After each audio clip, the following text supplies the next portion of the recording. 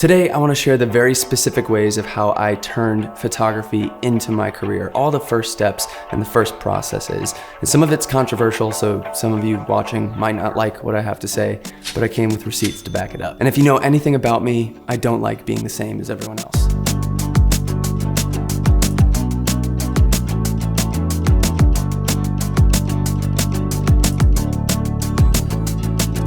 As is the same for any profession, learn the basics. Exposure, aperture, ISO, composition and lighting, and editing. Don't discount editing, and don't desaturate all your greens, okay? In the beginning, I practiced this by taking my camera to every single event with my friends and photographing everything that happened. Because they knew me as the person with the camera, they started asking me to photograph their families, photograph their engagements, photograph anything, which in turn gave me more reps in practicing photography, learning the basics, and sharing my work on Facebook at the time. Facebook. Do not discredit the basics because you will be carrying those basic skills and that foundation of your photographic skill set throughout your entire career. Never discredit revisiting those basic skills so that you can use them to compound into more diverse skills later. Now here's the controversial one. Shoot for free. Now I know what you're thinking. That's like creativity business 101 mistake. Yes, I said it, shoot for free. Friends, family, any chance you can get, bring your camera to events, ask people to shoot their portraits, to shoot their engagement sessions, maybe even to shoot their weddings, whatever it is. Just get out there and start building a portfolio. I went out to Utah with my family to visit some friends and their family, and I was like, hey, they live in Salt Lake City. We're 2 hours from the Bombville Salt Flats.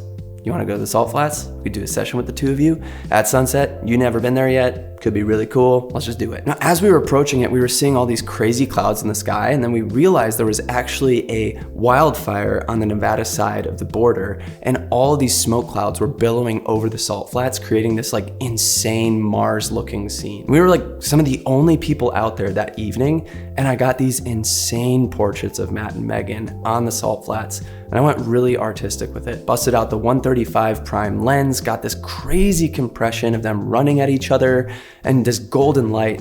And I had planned, I talked to my friend Emily who had a faux floral business, and she gave me 2 bouquets to kind of feature in the shoot as well. So partnering with somebody in the industry already and trying to get another portfolio piece to extend what I'm capable of doing and show to potential clients what I am capable of doing as a photographer. During Blue Hour, I got the silhouette shot of the two of them on the Salt Flats, and then the next day when we went to a cabin in Park City, the stars were abundant, so I grabbed my tilt shift lens and a tripod and went outside and got a long exposure for the second exposure on that double exposure, and became one of my biggest standout portfolio images. It was all because I shot it for free.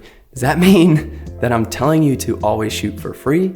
Of course not. That's not a sustainable thing to do. Nobody can just work for free all the time, but you have to be strategic in your creative entrepreneurship to see when it's appropriate to do so, how you can fill your portfolio with stunning images that prove to potential clients that you are capable of doing these things, and speak to the people who love that style as well. Yes. I can't see you guys. Make a website. Your Instagram and your TikTok are not enough. Why? A website shows professionalism. It conveys to a potential client that you are a professional, that you know what you're doing, and you have a body of work to stand on. I'm sure there's plenty of people that would argue that you could just do it through social channels these days. And yeah, you could probably build a whole business like that, but you're not going to land the super high-end clients or ones where eventually are going to be paying thousands and thousands of dollars for your work without having a portfolio and a place to house everything. If you're not doing it, you're just losing out on the chance of SEO, search engine optimization, so getting blog posts out there with Google search and finding new people that way. You obviously don't want to overwhelm yourself with all the channels that you have going on showcasing your work, but I would argue that a website is the best place to have a foundation in your photography. And I am the typical stereotype. I haven't updated my website in, I don't even want to see how long. I'll be doing that for this video. So you can see by the end, do a couple new blog posts of some of my most recent work that I'm proud of, and I feel like will attract clients that I want to be booking in the next 3 years.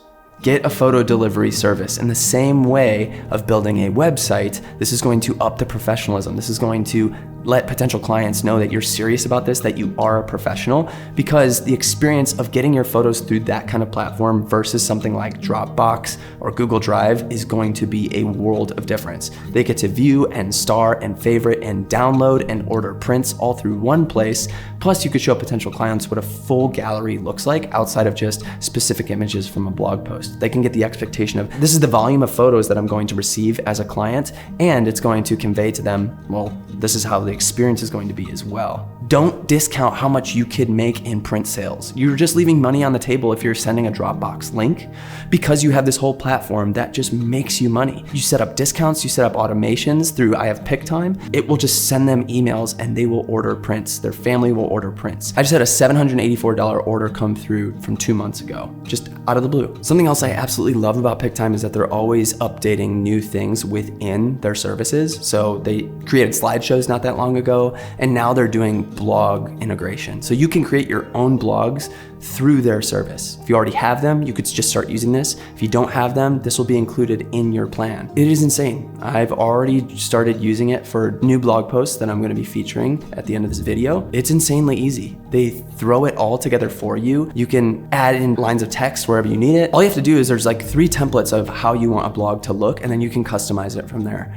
You could do different colors, you could add in text, you can reformat images, you could do all sorts of things, or you can make it as simple as you want. Plus they do integrated stories. Like if you want to share that you did a new blog post, you want to throw it on your Instagram stories, make a TikTok, it just makes it for you. Recently I've been wanting to feature more of my film photography work on my website, so I utilized this new feature through PickTime. Check out the blog post that I made with this new film work, and it's going to be going up on my site now. So it's really super easy, less than half of a day of work. If you're interested in signing up for PickTime, you can get a bonus month if you use my code, all caps Eric Floberg, with any paid plan. So check it out. It's the first link in the description. Thank you PickTime for sponsoring this video. Share your work everywhere: Instagram, Twitter, TikTok, YouTube. Submit to blogs, try to get featured, photo contests, anything to try to get your foot in the door of getting in front of new eyeballs.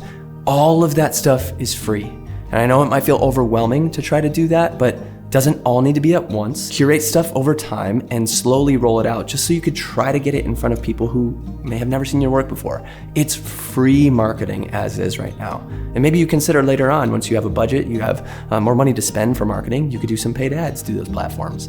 But at the very least, they're free, and you might as well just put your work out there. I can't tell you how much I've grown in my career by just posting on Instagram and YouTube, and even Twitter now, and connecting with new people that I never imagined I could have, and giving opportunities I never dreamed of, even outside of wedding and portrait photography. But that never would have happened if I didn't start with my cringy dad personality and actually click post. Just don't let it rule your life, okay? Okay. Serve your clients.